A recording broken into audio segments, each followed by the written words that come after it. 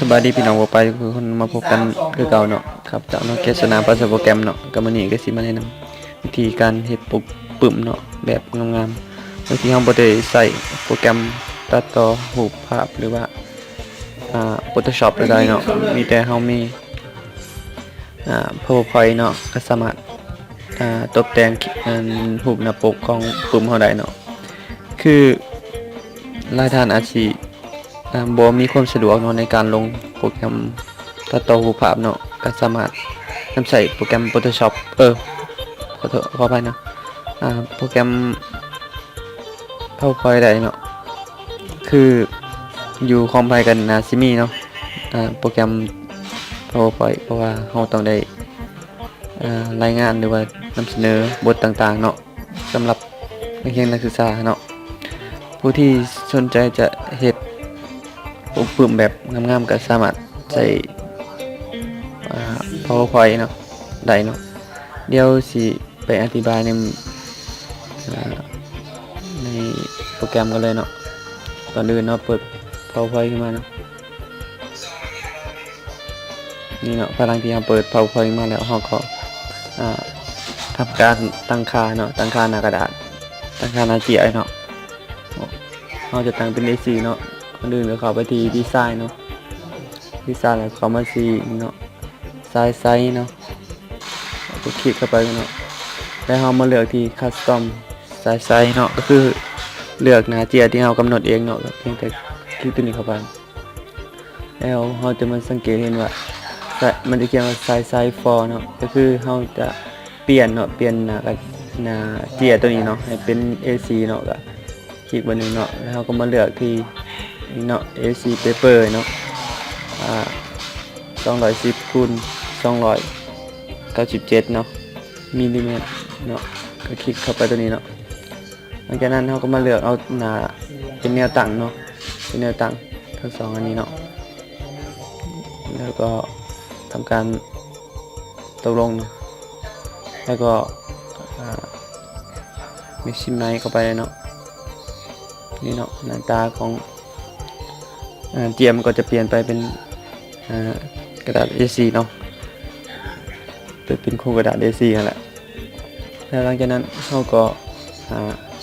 ทำการออกแบบเนาะออกแบบแบ็คกราวด์ของเรา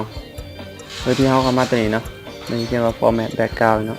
เราสามารถจะเลือก background ได้เนาะว่าเราจะเอาแบบใดเนาะคือมันจะมีหลายแบบให้เราเลือกเนาะแล้วแต่ผู้สะดวกว่าสีเอาแบบใดเนาะหรือว่าแล้วแต่ผู้มักเนาะเราสามารถเลือกได้ว่าเราจะเอาสีใดเนาะคือมันมีสีให้เลือกหน่อยคือมันจะเขียนว่าpieces เนาะgradient เนาะสามารถเลือกได้ว่าเราจะเอาสีอย่างเนาะสมมุติว่าเราจะเอาสีเหลืองก็ได้เนาะแล้วเราก็มาปรับขนาดของสีเนาะว่าเราจะเอาสีจางหรือว่าสีเข้มเนาะเอาสีจางก็เอาลงมาถอยลงมาลุมเนาะหรือสีเข้มกว่านี้ก็ได้เนาะในการปรับสีมันปรับเพิ่มสีเนาะสามารถตกแต่งได้เจ้าสีไปได้เนาะนี่90มาเลือกองศาอะไรเนาะเอาแต่องศาเนาะ60 70ก็ได้เนาะเดี๋ยวเอาไว้ประมาณ70นี่เป็นสีที่ให้เราเลือกเนาะอันนี้คือลักษณะเนาะลักษณะของสีของมุมเลยเนาะมันจะให้เราเปลี่ยนว่าสีของลักษณะอะไรเนาะก็สามารถเลือกได้ในนี้เดี๋ยวตัวเก่าเนาะโอเคเนาะหลังที่เราตกแต่งภาพอันนี้มันแล้วเนาะภาพแบ็คกราวด์มันแล้วก็เราก็ไปเอารูปเนาะรูปหรือว่า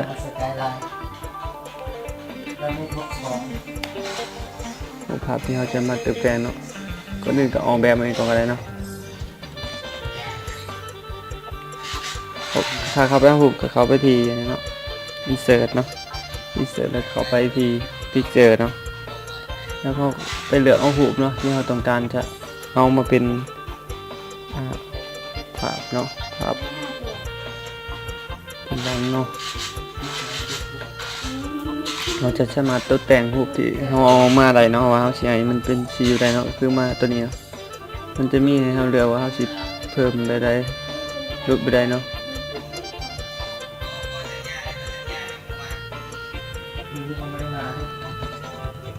เราจะสามารถตกแต่งรูปที่เรา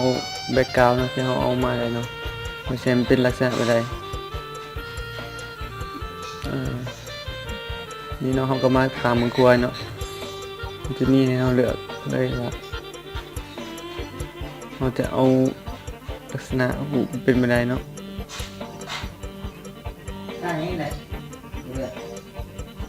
นี่เนาะสีชุดนี้ก็สามารถปรับได้เนาะว่าเขาจะเอาได้เนาะสามารถลงดินอยู่ในนี้ได้เนาะหรือว่าจะเอาโดยชื่ออะไรเนาะแบบ3 มิติแบบ2 มิติอะไรเนาะ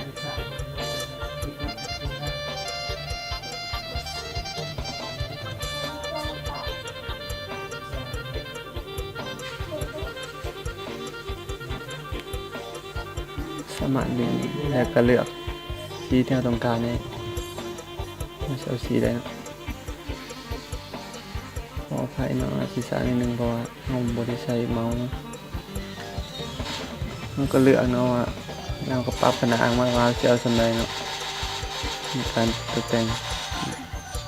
กาวไม้มันเนาะเพราะนั้นมันประมาณนี้นะหลังจากเขาได้ภาพตัวนี้แล้วเขาก็มาตกแต่งหัวมันนี่เนาะหัวของมันหัวของหูภาพที่เขาจะเดี๋ยวเนาะเดี๋ยวเขาปรับตัว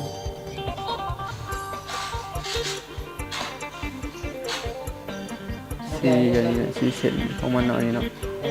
ปรับเป็นจางน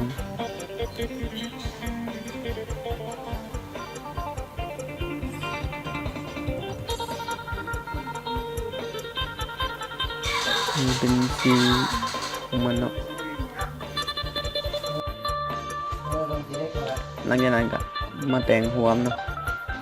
ตรงหัวเนาะว่าเขาจะเอาเป็นลักษณะไปได้เนาะเดี๋ยวเขาไปที่เซิร์ชเนาะแล้วเขามาที่เนาะเซฟเนาะก็คือเลือกกล่องเนาะกล่องที่จะมาไปทัวร์มันเดี๋ยวเขาจะเลือกเอาตัวนี้เนาะ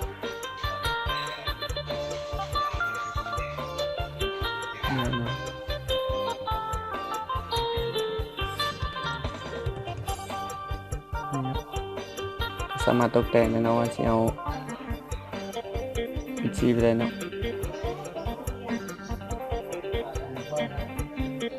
สามารถเลือกได้ว่าจะเอาสีไปได้หัวมันเดี๋ยวเอาสีเหลืองอ่อนเนาะ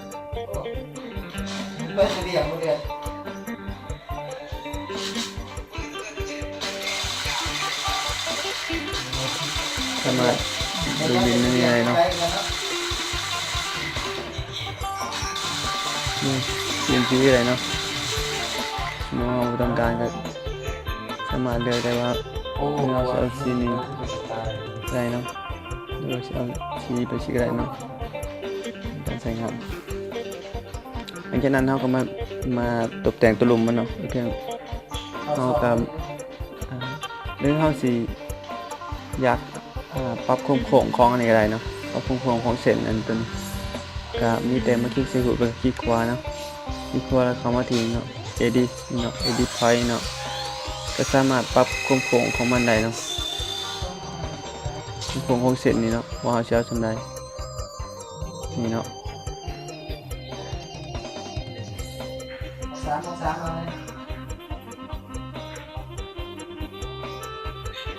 กดเอาเนาะ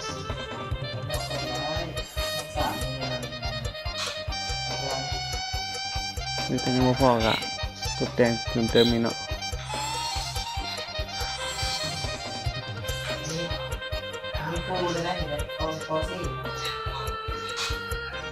คลิกขวาแล้วเอามาที่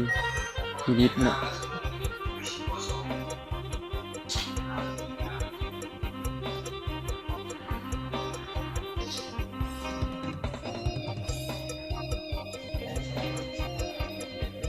นี่เนาะสามารถตกแต่งได้ก็จะมีลักษณะแบบนี้เนาะตัวคลิปของเรานี่ถ้าบอยากได้สีนี่ก็เปลี่ยนไงเนาะเปลี่ยนแล้วก็เลือกสีว่าเชียวว่าเอาสีแบบสีอะไรเนาะ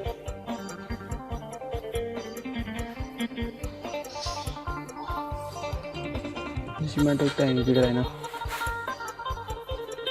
สีของมันเมื่อเราจะได้สีจางเราก็ปรับเอาเนาะปรับมันลงเป็นจางก็ได้ปรับมันแล้วก็ตกลงเนาะสีมันก็จะจางเนาะ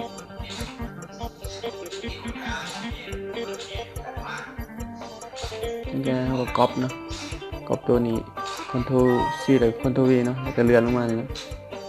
อยู่ลงแล้วก็ปิ้นเนาะ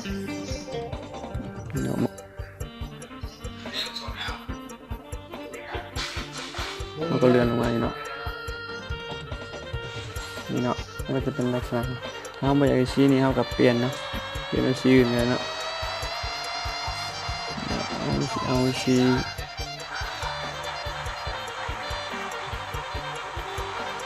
เดี๋ยวจะได้สีเก่าก็ได้เนาะ แนวก็ตกแต่งเพิ่มอีกก็ได้เนาะ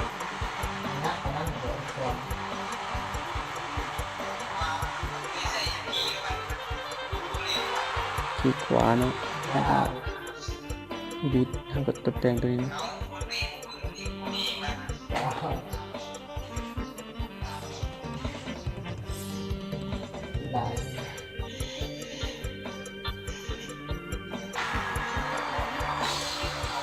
เป็นสีเนาะนี่แหละเป็นคอสในราคาอะไรมีคอสซี่เลยสีเนาะ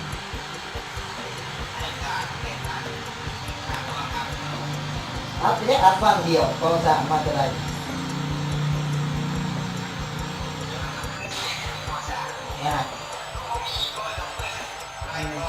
แล้วก็มีการสร้างสมก็เปิดตลอดกล้องระเบียงเนี่ยเดี๋ยวแต่ความหมายของบุคคลเนาะสมัครบุคคลกันเนาะว่าสิเอาไปได้เอาก็ปีเก่าเนาะตั้งเรื่องความมักมันใส่ได้เนี่ยนี่เนาะก็ใส่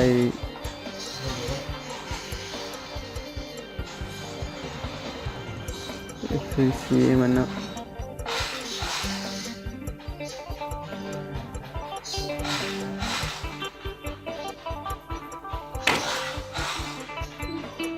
สามารถปรับขนาดของหูได้เนาะโอเคเนาะพลังตีเขาตกแต่งตัวนี้แล้วเขาก็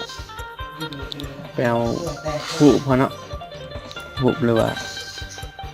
สิ่งที่เราต้องการจะใส่นี่ลงไปในนี้เนาะนี่เอาหูของเรามาใส่เนาะ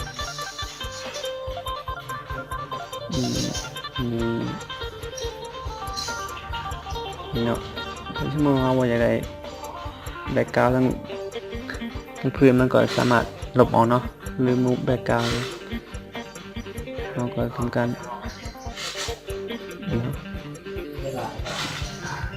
อันนี้จะเป็นภาษาเนาะการอันนี้ของเรา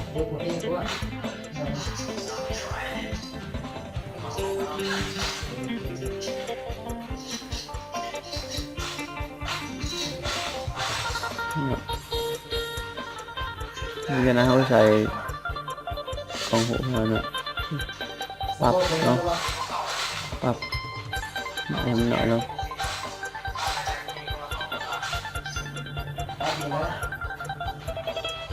ก็อย่างรับไปเลยนะ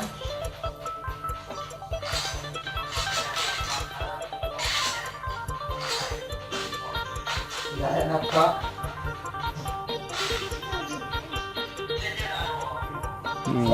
สามารถตกแต่งแล้วก็เขียนข้อความใช่เนาะข้อความที่เราต้องการเนาะเข้ามานี่มาอินเสิร์ตเข้ามาที่เทคบ็อกเนาะเรียกว่าชิปมันตัวนี้ก็ได้เนาะเทคนิคสามารถเลือกได้ว่าเขาจะเอาอะไรเนาะการเขียนสมมติว่าก็เข้าลงไหม อ่า โอเค คิด นะ ขอคิด ค่ะเสร็จโปรแกรมนะนี่ เอาเลยนะ นี่สิ ต่อไป นี่นะก็ปรับเนาะปรับพอร์ตของเราตามขนาดเนาะที่เราต้องการ โอ้ไม่ได้เงินนะเสียเตี้ย อิสระ ขึ้ เนาะ นอยู่แล้ว มันจะนะครับปรับลักษณะ มีหัวแล้วแรงดีกว่า การดีไซน์มันต้องซื้อเนาะเขาซื้อเอาไม่ได้เนาะเอาไปซื้อเปลี่ยนสีต้องซื้ออะไรนะเอาสีใดเนาะเอาสีนี้มันใส่กาวยังมันก็ได้เนาะใส่กาวของสีก็ได้เนาะนี่ว่า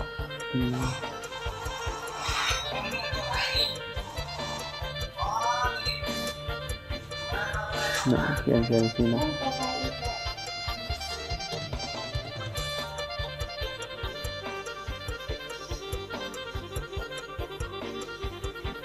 นี่ลักษณะนี้แล้วก็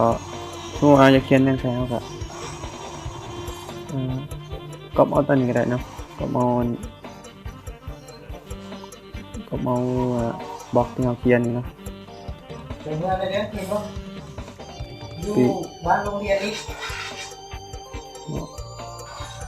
มันชื่อว่า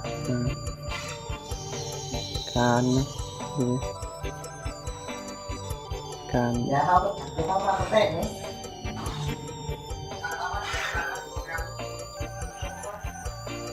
การใช้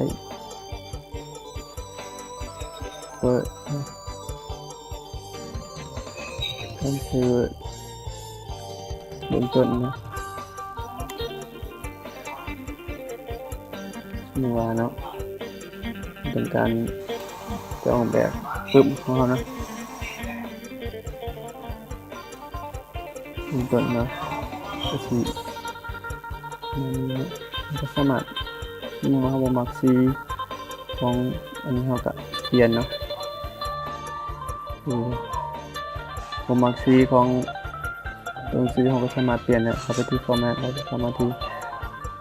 แบบนี้เขาก็สามารถเลือกได้เนาะเนาะอย่างนี้สิ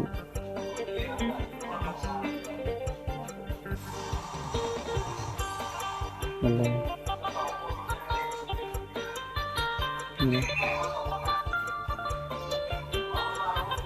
นี่เขาเขียนมันก็ความว่าการใช้เวิร์ดเลยเนาะเขาก็เอาเวิร์ดไม่ใช่อะไรเนาะหูปของเวิร์ดเนี่ยเอาไปที่พิกเจอร์เนาะหูปที่มีเวิร์ดเนาะโอเคเนาะเขาก็พัฒนาเวิร์ดแล้วก็ตกแต่งเนาะเอาลักษณะเลยเนาะ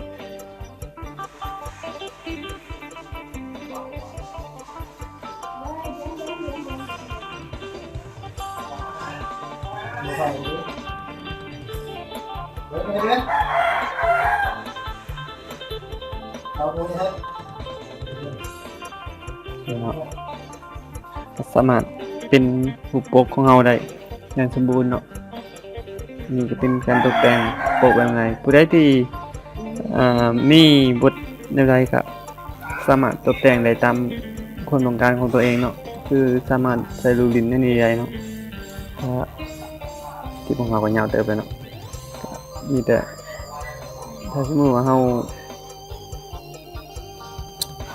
ตกแต่งสมบูรณ์กับเซฟเนาะเขาเซฟกับเขาไปที่ไฟล์เนาะไฟล์แล้วเขามาที่เซฟแอดบ่แม่นเนาะเขามาที่ export เนาะ export แล้วเขามาที่เนาะ change file chip เนาะคลิกเข้ามานึงแล้วเขามาเลือกตัวนี้เนาะPEG เนาะ มีเจ้านะครับขึ้นโพส เราก็สามารถจะบันทึกเนาะบันทึกคู่ของเราไว้อยู่ในตัวใดๆเนาะเดี๋ยวสิเซฟไว้ที่เดสก์ท็อปเนาะก็เพียงแต่เซฟเข้าไปเนาะแล้วก็แอดไฟล์เนาะตกลงเนาะโอเคเนาะหลังจากนั้น อันนี้มันก็จะเป็นรูปแนวเนาะในการตกแต่งเนาะเดี๋ยวจะพาไปเบิ่งตัวที่เราเซฟไว้เนาะอยู่ทางนอกเนาะก็คือซีเมนต์ตัวนี้เนาะนี่เนาะมันก็จะเป็นรูปแนวเนาะนี่ก็เป็นการตกแต่งรูปปกเนาะผู้ที่แต่งเป็นเป็นบทเนาะเป็นบทใหญ่ๆก็สามารถเฮ็ดรูปปกด้วยตัวเองโดยที่บ่ใช้โปรแกรมPhotoshop หรือว่า AutoCAD ได้เนาะก็มีแต่ใช้ Word นี่ก็สามารถตกแต่งรูปปกของเราได้สวยงามเลยเนาะตามขนาดที่ต้องการเนี่ยก็คลิปของเราก็สิมีเพียงเท่านี้เนาะมีแต่ฝากกดไลค์กดแชร์เนาะกดติดตามเป็นกำลังใจให้เราในการทำคลิปใหม่ๆต่อไปก็แล้วพบกันคลิปหน้าเนาะขอบคุณสบายดี